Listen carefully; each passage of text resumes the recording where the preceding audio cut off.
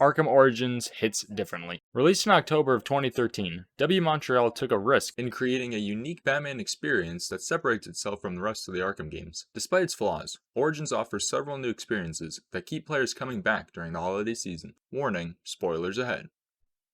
Upon its release, Arkham Origins was criticized for copying several elements from its predecessor, Arkham City. While it is true that half of the map was taken from City, and the combat and gadgets are similar, I think that WB did this intentionally, because they wanted their game to feel familiar to Arkham players. I'm glad that they did, because we all know how addictive free-flow combat is. If Origins had tried to change the core mechanics of Arkham combat, I believe the game would have suffered greatly. There is also an entirely separate district to Gotham City, which makes it feel fresh. I do agree though that the gadgets are kind of lame. It would have been nice if there was more focus on creating better ones. This is where Arkham Origins stands alone from the rest. For those of you who don't know, the game takes place on Christmas Eve, officially 2 years after Bruce Wayne becomes the Batman. After responding to a prison outbreak, Batman learns from Killer Croc that Black Mask has put a huge bounty of $50 million on his head, and how there are several top-tier assassins out gunning for him. I personally love this concept, because it feels like Batman is experiencing the first major challenge of his career. You know that his skills are truly about to be put to the test. The fact that the game also takes place during Christmas time is fantastic, because it really gets me in the holiday mood. The city is covered in fluffy snow, you can hear bells in the distance, the whole atmosphere just screams Christmas.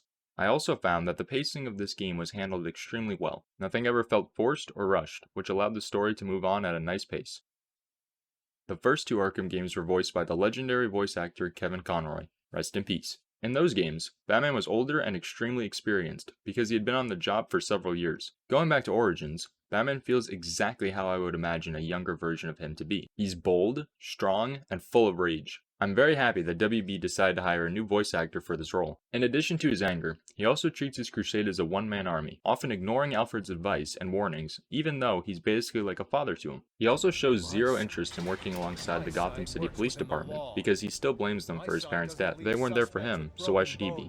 WB Montreal really hit the nail over the head when it comes to a younger version of Batman. His hits feel powerful, and during combat you can hear him yelling in anger. Throughout the game, Batman has to learn how to handle the guilt of not being able to save everyone. The character development of Batman throughout the game is truly special, because it proves that no matter how strong or intelligent you are, allies can make you better. I'm just going to go ahead and say it. Arkham Origins has the best boss battles out of all of the other Arkham games. The first boss fight is against Killer Croc, and right away I knew that something was different. The fight had layers to it, from dodging Croc's fists, to exploding the gas canisters, to even avoiding getting eaten. I was blown away by the level of complexity in this battle. This is where Origins hits its stride. Each boss battle feels entirely unique and distinctive, the most popular one being Deathstroke, and for good reason. The fight is smooth and brutal. Having to wait for an opening to counter tests the player's patience and takes the fight up a level, because it never felt formulaic. Boss battles in Arkham Origins are constantly changing. Right as you get used to one element of the fight, another one is introduced.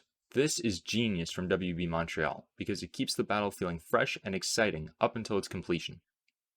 Arkham Origins has many exclusive things in the game that no other Arkham games have. For starters, there is an actual Batcave. Granted, it's not that big, nor super eye-catching, but it is a Batcave that players can walk around in. Batman can also speak with Alfred face-to-face, which adds to the character development. I prefer speaking to Alfred in person, instead of constantly communicating with him through the cowl. The Batwing is also included, and while I share in the frustration of not being able to manually control it, the fast-traveling aspect significantly helps in traversing around the map. I am a big fan of the new enemy variations, even though there aren't a lot of them. The martial artists are a lot of fun to fight, because they counter Batman in creative ways. The brutes are also interesting, because they are damage sponges, so prioritizing them first is key to winning the fight. Not much to say about the Venom guys, they're okay. I wish they did more damage if you got hit by them, because they're powered by Venom, so it would make sense if Batman could get injured a little bit more. The crime scene reconstruction is fantastic. Scanning new clues and putting the pieces of a crime together made me feel like an actual detective. This proves that Origins did have some new tricks up its sleeve. The side missions in Arkham Origins don't stand out too much. What I like about them is the fact that they are intricate.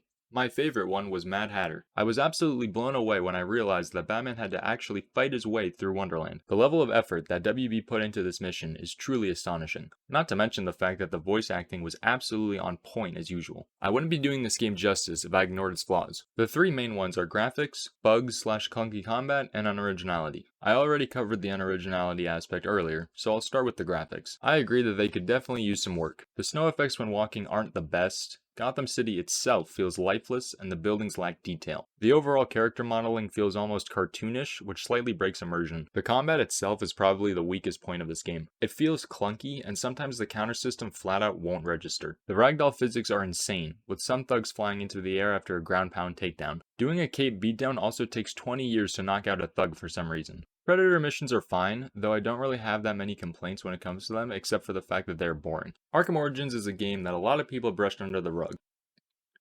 While the graphics nor combat aren't as good as its predecessors, Origins more than makes up for it in its story. The voice acting, character development, cutscenes, and boss battles go above and beyond in ways I could never have imagined. It's such a shame that it has not gotten a remaster yet. Let me know what your thoughts are on the game in the comments below. If you made it this far, thank you. Make sure to like and subscribe, and I'll see you all in the next one. Peace out, everybody.